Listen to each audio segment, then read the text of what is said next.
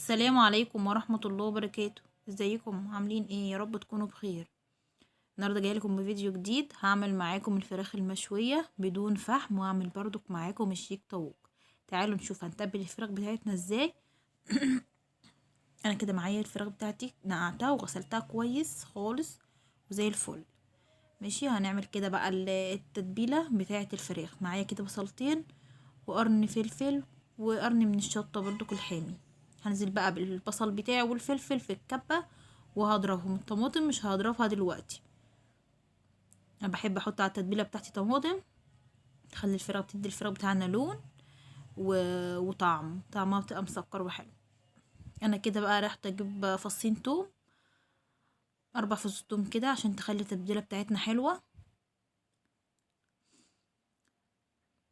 انا كده هضربهم في الكبه ورجعت تاني هقطع بقى الطماطم برضو على البصل والفلفل واضربهم في الكبه.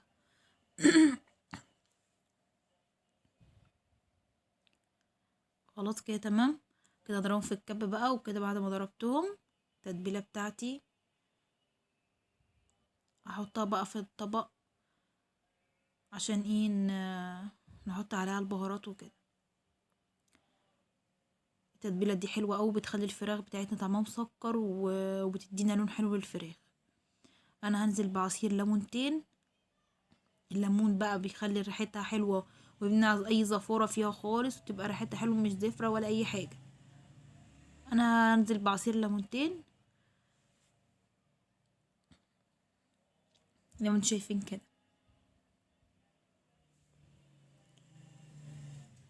هشيل بقى البذر اللي هو نزل من الليمون ده وهقلبهم كويس. وهجيب بقى البهارات.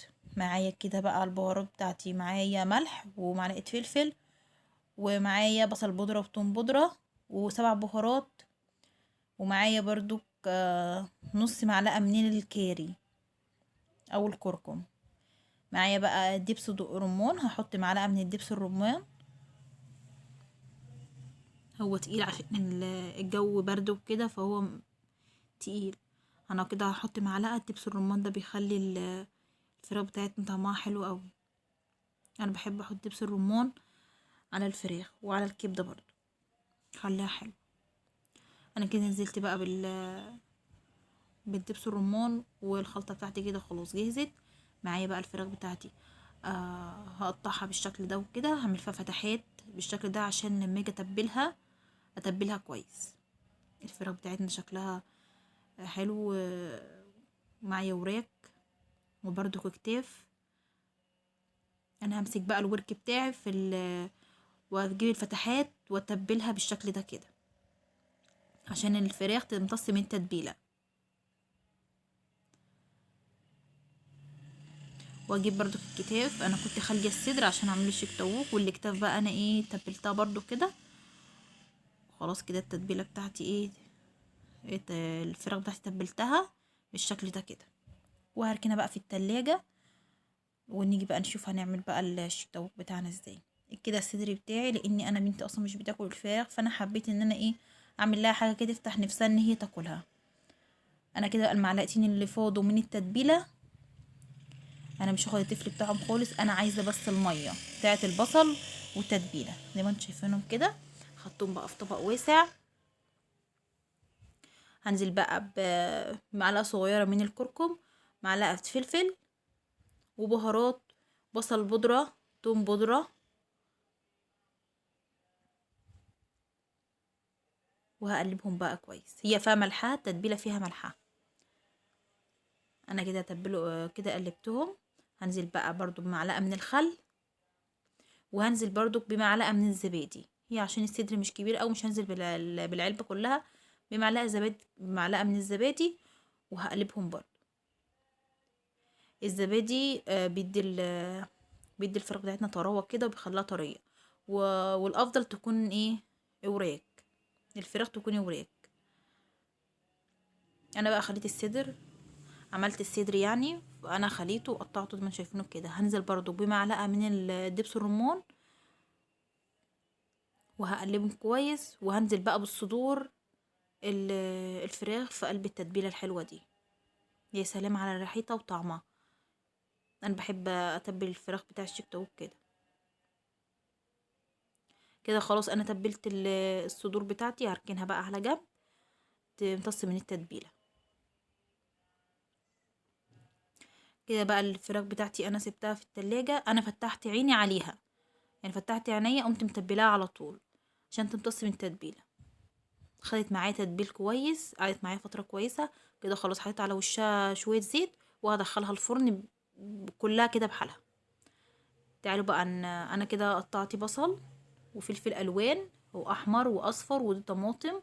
شلت الطماطم، شلت قلب الطماطميه، انا عايزه بس اللحم بتاع الطماطم عشان ايه نعمل الشيش. الشيش انا العصيان بتاع الشيش ديت انا لازم ابلها عشان ما تتحرقش منك. واجيب بقى الفراخ بعد ما اتبلت، احط بقى قطعه من الفراخ واحط بقى فلفل وبصل وفلفل الوان وطماطم كده، يعني اشكل الايه الشيش. زي ما انتم شايفين كده انا بحط قطعه من الفراخ،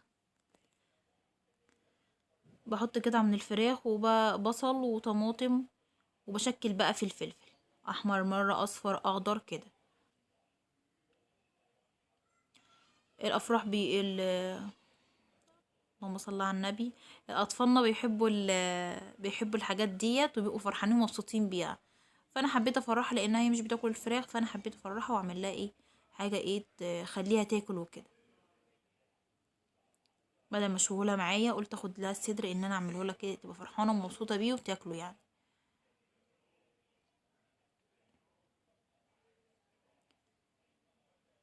كده خلاص انا عملت واحد، هعمل التاني بقى. زي ما انتم شايفينه برضك زي الاول. الخضار بيبقى طعمه حلو قوي، الخضار بتاكليه قبل الفراخ، بيبقى مشوي بقى وطعمه حلو قوي. انا بحب الخضار حلو. الفلفل الالوان بقى بيبقى طعمه ايه جميل.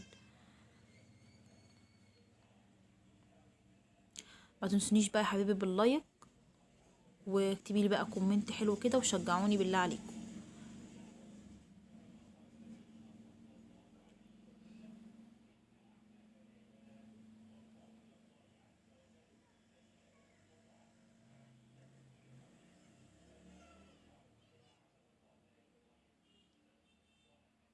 انا كده بقى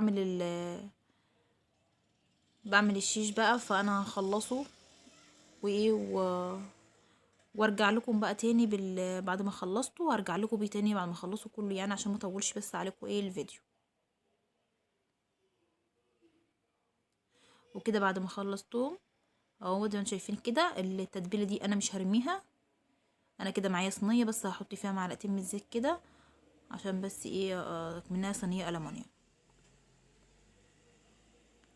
وانزل بقى بعصين الشيش بتاعتي في قلب الصينيه.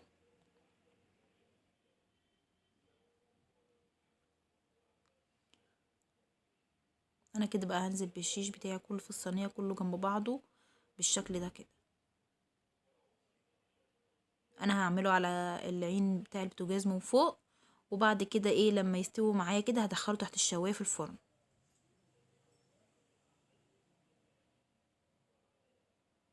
انا حطيت الخضار اللي فضل مني برضك عشان انا بحبه، انا حطيت الخضار كده برضك مش هرميه طبعا.